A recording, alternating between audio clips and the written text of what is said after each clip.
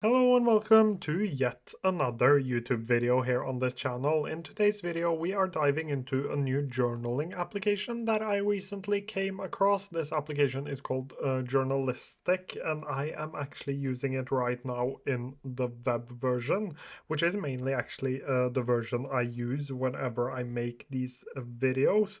But it is supposed to be a minimalistic journaling application, which is something I actually do and let's actually go ahead and start off with the pricing of this. So quite an easy to understand pricing plan. There are two pricing plans here. One will set you back $4.90 each month. One is free. With free, you actually get unlimited journal entries. You get standard modules like reflect, dreams, highlights, tags, people, notes, wisdom, and ideas, and you get unlimited data sync. And they actually provide you with premium support here as well.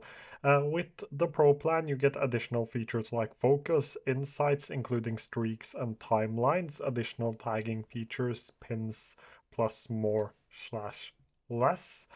Guinea pig mode, which is just a way to say that you can early access things. Now, actually, let's jump back into the application to see how this application works.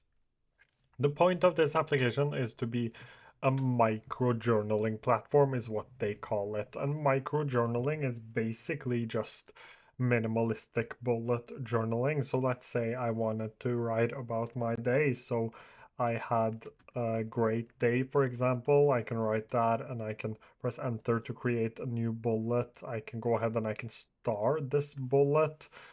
So that is like the simple possibilities I have, and my guess is that you get one of these each day where you can just add different things.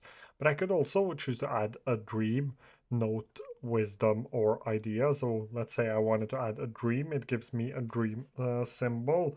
So I can write a great dream, and I could go ahead and let's say I wanted to add a note, something I wanted to remember. So to-do list. Let's just say that I wanted to have a to-do list inside of here. There are no like fancy functionalities with markdown and stuff like that that you might be used to in other applications, but you have the ability to add labels or tags inside of your notes. But apart from that, there isn't like many different functionalities compared to a regular note-taking app, but here you can add that and it will appear underneath your notes right here. And here you can see your labels as well. I can go back and I can add a new note if I wanted to. You can only add one dream each day, which makes sense since you won't dream twice. Most often, you won't sleep two times during the day, so this makes sense actually.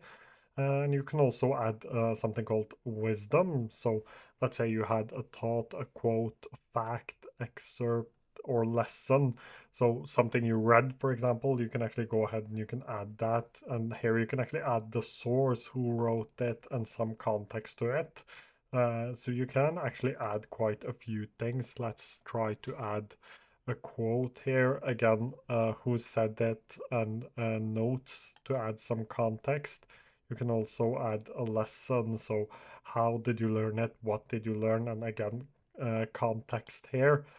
So you can go ahead and you can add that, or you can add a new idea. So journalistic review, for example. Let's take review. Let's say I wanted to review this application. I could actually just add it right here.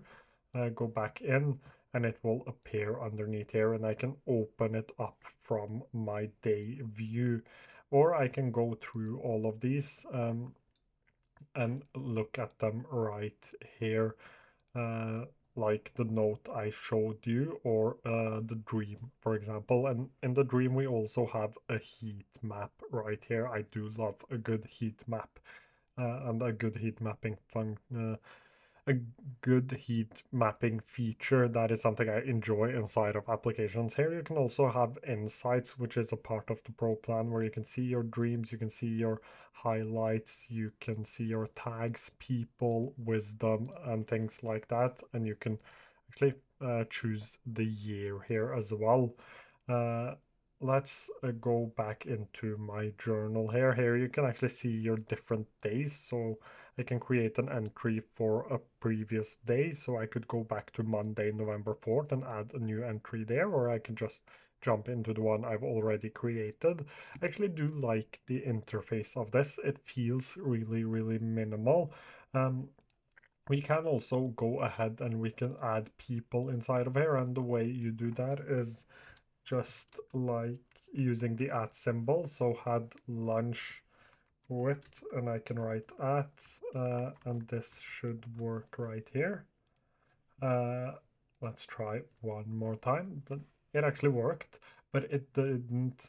It took a second before it actually showed me it, but it works. It just takes a second. And here you can actually see people, and when you click on those people, you can actually see insights with around the people in your life as well. This is actually really cool for a personal CRM, for example. If you're like me and you struggle terribly with like getting back to friends, family, and just maintaining good relationships, this might actually be something that can help you towards that. You have something called focus, where you can add focus. You can choose what you want to focus on. So let's just write test, and I can create that for today, and I can just go ahead and delete this. Uh, Again, wisdom I've already shown you, and the last thing is the ideas, which you can go through all of them.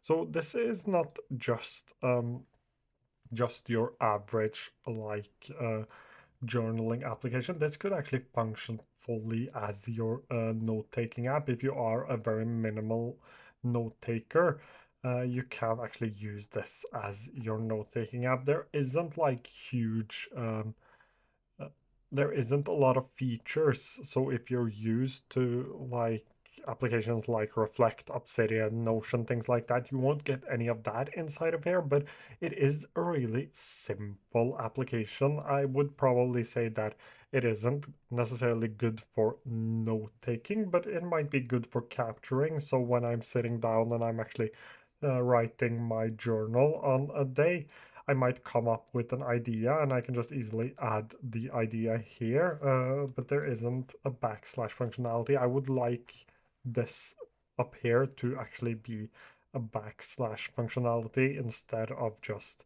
being the plus button up here. It is just something I'm used to, either backslash or keyboard shortcuts, but just in general, the application feels really, really good. It feels really, really minimalistic. It feels like a great journaling application, especially if you don't like to journal.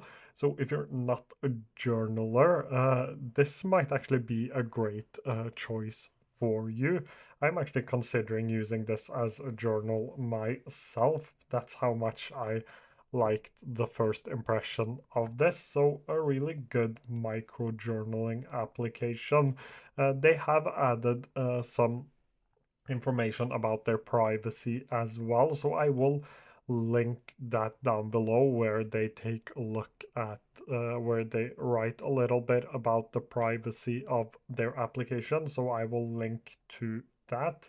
So let's just quickly go over what they say about the availability on Android and iOS.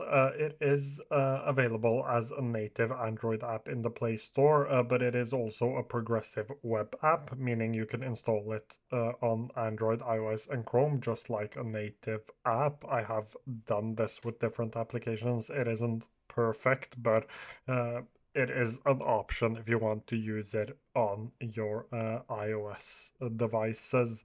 And it might come as a native iOS app to the App Store at some point. That was it for today's video. If you have any questions, feel free to leave them down below and I will try to get back to you as soon as I can. Thank you so much for watching today's video.